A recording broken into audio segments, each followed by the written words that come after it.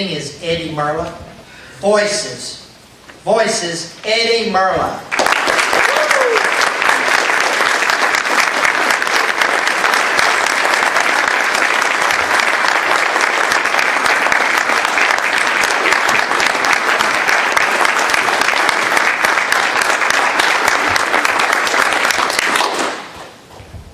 I knew I was in the right place because the sexy female voice on my GPS said I was.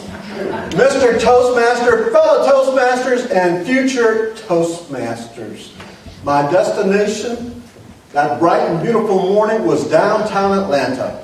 As I walked to the conference center, I stopped at a drugstore to buy a battery.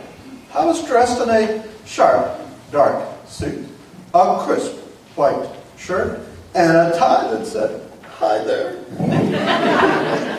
I must have looked good because the elderly lady behind the counter took one look at me and said, "Honey, you some kind of motivational speaker?"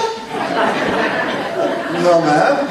I teach scheduling techniques to project managers." "Aw, honey, I think you'd have a lot more fun being a motivation speaker." Did you catch that? I had been mistaken for a motivational speaker. That was my signs talking to me. My dream first talked to me when I was 18 years old on a sticky summer sidewalk on Bourbon Street in New Orleans from a street preacher who looked directly through me and to my soul and said, "Seek and ye shall find, little brother."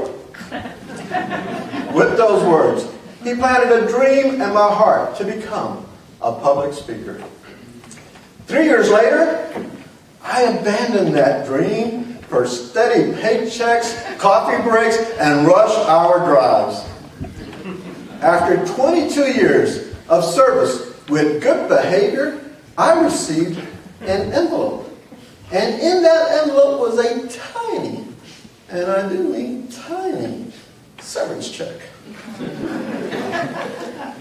As I considered my lack of options and a shrinking bank account, my dying dream extended a bony finger towards me.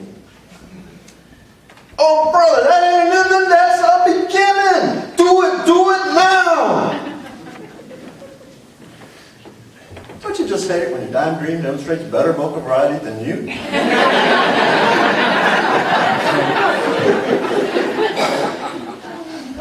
My dream reminded me that the severance wasn't a setback.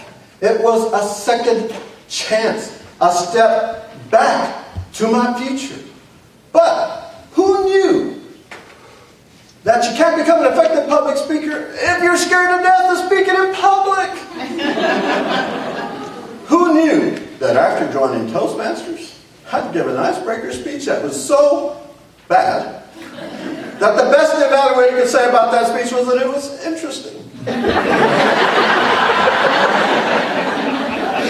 Who knew that I'd be saved, yes, saved, by the kingdom of Toastmasters with all of its wonderful voices ever so ready to give me directions? Discover myself, organize, get to the point, give my body a voice, and my voice a body.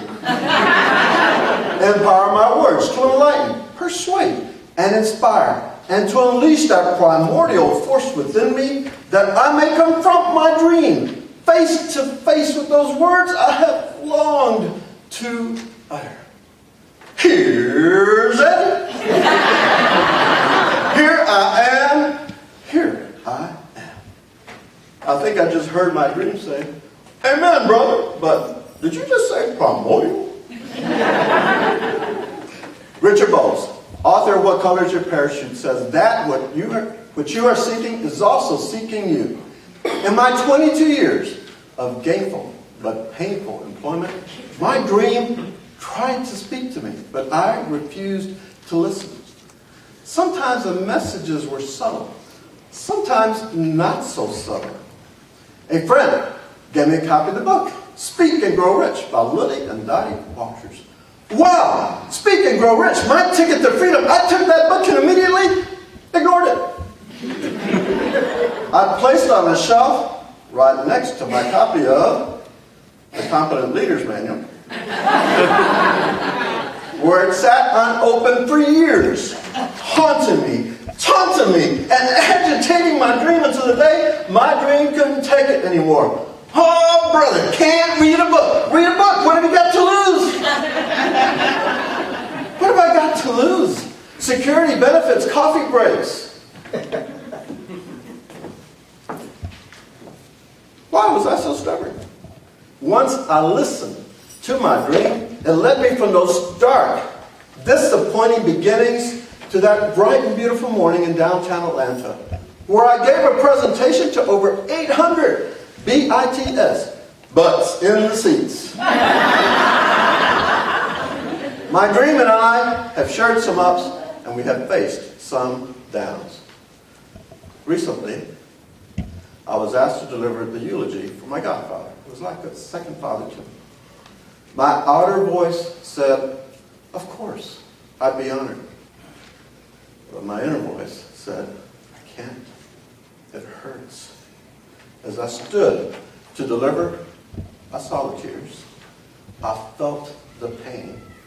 I heard the solemn sound of silence. But then, I felt that strength within me. I had a voice. My dream gave me that voice. I now listen to my dream, and today my dream is alive and growing. Is your dream alive and growing? If not, listen to your dream. And if your dream is anything like mine, you will know when you have reached your destination, when you hear the question, honey, are you some kind of motivational speaker? And your answer will be, I am.